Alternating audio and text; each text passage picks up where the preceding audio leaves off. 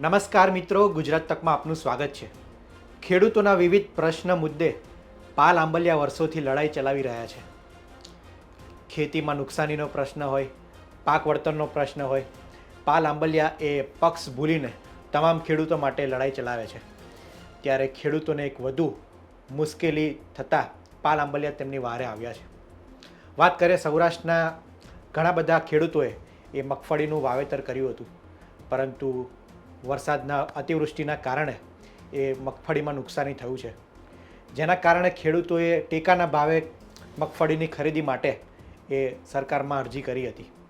ત્યારે કેટલાક સમય પહેલાં ઘણા બધા ખેડૂતોને એવો મેસેજ આવ્યો છે કે સેટેલાઇટ ઇમેજથી એ સ્પષ્ટ થાય છે કે તમે ખેતરમાં એ મગફળીનું વાવેતર કર્યું નથી।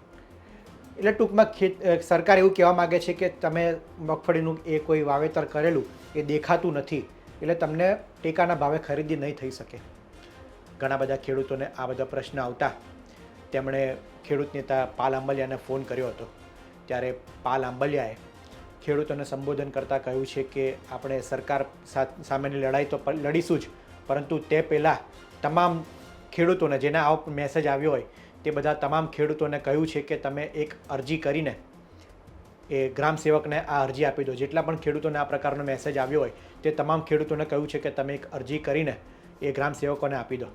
અને ભૂતકાળમાં એવું જોવામાં આવ્યું છે કે ખેડૂતો અરજી કરવા માટે વકીલોનો સહારો લેતા હોય, નોટરી કરાવતા હોય, સહી સિક્કો કરાવતા હોય। આ મામલે પાલ આંબલિયાએ કહ્યું છે કે આ કોઈ પણ વસ્તુ કરવાની જરૂર નથી, તમે એક સાદા તેમને નમૂનો પણ મોકલ્યો છે કે એ નમૂના મારફત તમે આ અરજી કરી દો અને તમામ અરજી એ ગ્રામ સેવકને આપો। અને 3 દિવસની અંદર આ અરજી કરવા માટે તેમણે તમામ લોકોને આહવાન કર્યું છે। તેમણે કહ્યું છે કે આપણે બીજો શું મુદ્દો છે એ પછીની વાત છે, આપણે સરકાર સાથે વાત કરીશું, પરંતુ સૌ પ્રથમ તેમણે ખેડૂતોને અરજી કરવાની વાત કરી છે। ત્યારબાદ પાલ આંબલિયા શું કરી શકે છે, ખેડૂતો મુદ્દે શું નવી લડાઈ ચલાવશે તે જોવાનું રહ્યું। પહેલાં તો સાંભળીએ પાલ આંબલિયાએ શું કહ્યું। સરકારે ગઈકાલે ગુજરાતના મગફળી વાવતા ખેડૂતો અને જે મગફળી વાવતા ખેડૂતોએ ટેકાના ભાવે મગફળી વાવવા માટે જેણે રજીસ્ટ્રેશન કરાવેલું છે એવા ખેડૂતોને સરકારે મેસેજ કર્યો છે કે સેટેલાઇટ ઇમેજથી જોતા તમારા ખેતરમાં મગફળી વાવેતર દેખાતું નથી, એટલે તમે મગફળી વાવી નથી। ઇનડાયરેક્ટ સરકારનું કહેવું એવું છે। સરકારનો બીજો એક કાગળ છે, એ કાગળમાં લગભગ 80,000 જેટલી ખેડૂતોની સંખ્યા દેખાડી છે અને એ 8 તારીખ સુધીના રજીસ્ટ્રેશનમાં 80,000 ખેડૂતોની સંખ્યા દેખાડી છે। એટલે ઇનડાયરેક્ટ એવું કહી શકાય કે સરકારે 80,000 ખેડૂતોને ખોટા કયા છે કે તમે મગફળી વાવી નથી, તેમ છતાં રજીસ્ટ્રેશન કર્યું છે। સરકારે આ ગઈકાલે જે મેસેજ ખેડૂતોને કર્યા ત્યાર પછી બહુ બધા ખેડૂતોના મને મેસેજ આવ્યા છે, બહુ બધા ખેડૂતોના મને ફોન આવ્યા છે કે પાલભાઈ અમે તો મગફળી વાવી છે।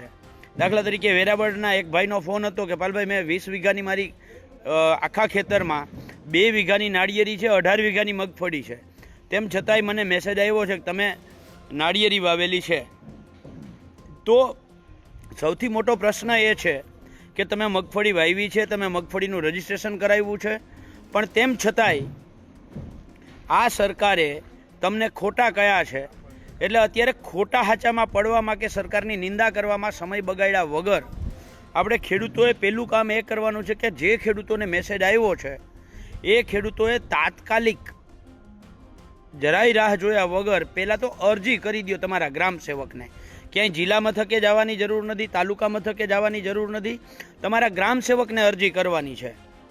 આ અરજીનો જે અગાઉનો મારો અનુભવ છે એ ટેકાના ભાવે ચણાની ખરીદી હોય, ટેકાના ભાવે તુવેરની કે રાયડાની ખરીદી હોય, એમાં જે 80,000 ખેડૂતોના રજીસ્ટ્રેશન રદ કર્યા હતા એ ખેડૂતોએ વકીલો પાસે અરજી કરાવડાવી, વકીલો પાસે ગયા, ત્યાંથી લખાવડાવ્યું, કેટલાક વકીલોએ તો નોટરી કરાવડાવી।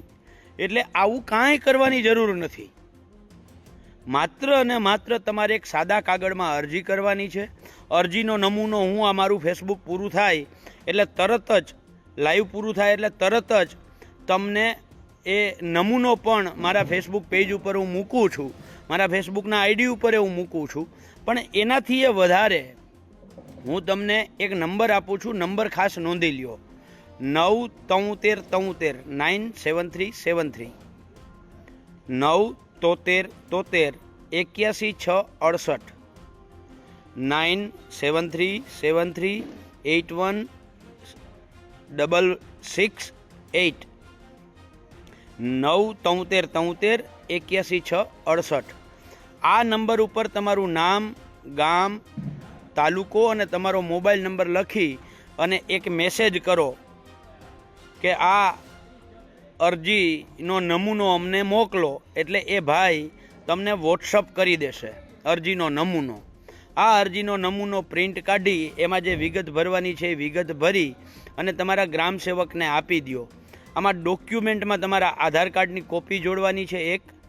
બીજું, તમે જે રજિસ્ટ્રેશન કરાવ્યું ત્યારે રજિસ્ટ્રેશનની તમને સ્લીપ આપી હશે, આ સ્લીપ જોડવાની છે. અને 3, તમારી પાસે ટેકાના ભાવે મગફળી જે વેચવા માટેનું રજિસ્ટ્રેશન જ્યારે તમે કરાવ્યું ત્યારે તમને તલાટી મંત્રીએ લખાણ આપ્યું હશે કે તમારા ખેતરમાં આ સર્વે નંબરમાં મગફળી વાવેલી છે. આ 3 વસ્તુ તમારી પાસે છે. ક્યાંય 7 બાર કઢાવવા જવાની જરૂર નથી, 8 એની જરૂર નથી.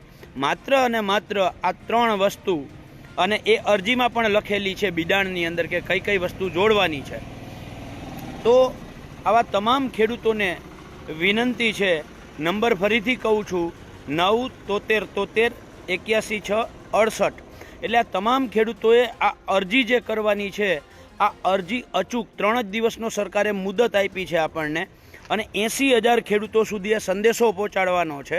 તો ગુજરાતમાં જે 80,000 ખેડૂતોને સરકારે આ મેસેજ કર્યો છે, એવા તમામ ખેડૂતોને વિનંતી છે કે હરિશ્ચંદ્રસિંહ સરકારની નીતિ ખોટી સાચી એ આપણે કરતા રહેવું તો 3 દી કદાચ વયા જાહે, આપણે એમાં પછી પડશું. ત્યારે હવે જોવાનું રહ્યું કે આગામી સમયમાં શું નવું ખેડૂતોનું આંદોલન થશે. 80,000 જેટલા ખેડૂતોને આ પ્રકારનો મેસેજ આવ્યો હોવાની વાત એ પાલ આંબલિયા કરી રહ્યા છે. તો 80,000 ખેડૂતોને ન્યાય એ પાલ આંબલિયા અપાવશે? આ મામલે આગામી સમયમાં શું થાય છે તે જોવાનું રહ્યું. આ વિડીયો અંગે આપનું શું માનવું છે તે અમને કોમેન્ટમાં જરૂર જણાવશો. આ વિડીયોમાં હાલ આટલું જ. ધન્યવાદ.